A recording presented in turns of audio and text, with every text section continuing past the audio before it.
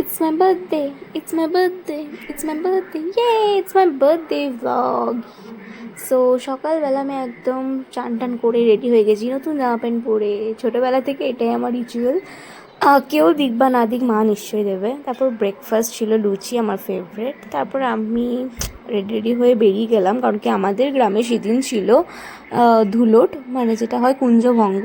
তো সেই দিনে আমার সারা দিনটাই অ্যাকচুয়ালি রাধা গোবিন্দের কৃপায় কেটেছে। তার আগের দিন রাত থেকে অ্যাকচুয়ালি 12টা থেকে রাস ছিল। তো খুব ভালো কেটেছে আমার সকালটা। আমিও একটুখানি তিলক কেটে নিলাম এবং আমরা সবাই খুব আনন্দ করছিলাম, নাচ গান ঠাকুরের ভজনে। তারপরে বাড়ি চলে আসি। আমার মা আমার জন্য লাঞ্চ প্রিপেয়ার করেছিল, সে লাঞ্চ করে নিই।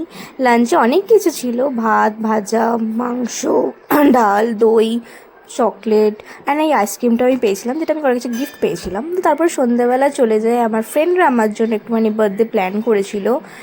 তো ইটস 21 গাইস, অ্যান্ড আমার ফ্রেন্ডদের সাথে একটুখানি আমরা রাতে খাওয়া দাওয়া করি, দেন আমি কেক কাটিং করি। And I love this birthday evening, মানে আমার এত ভালো লেগেছে, আমার ফ্রেন্ডরা আমার জন্য এত কিছু অ্যারেঞ্জ করেছে।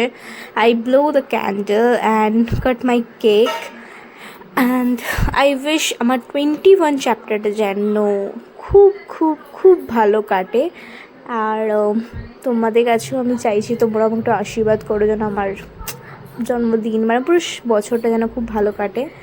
আর তাই হোক, তা কেক কাটিং করলাম। তারপরে কম্পিটিশন যে কাকে খাওয়াবো কাকে খাওয়াবো কাকে খাওয়াবো, তো এই বলছে কে খাওয়া। তো যাই হোক, তারপর বাড়ি চলে আসি। বাড়িতে এসেও আমি বার্থডে কেক কাটি। এই কেকটাও আমাকে অ্যাকচুয়ালি আমার একটা দিদি গিফট করেছিল। তো তার উপর একটুখানি মায়ের সাথে পিক তৈরি, কারণ কি যার জন্য আমার এই দিনটা,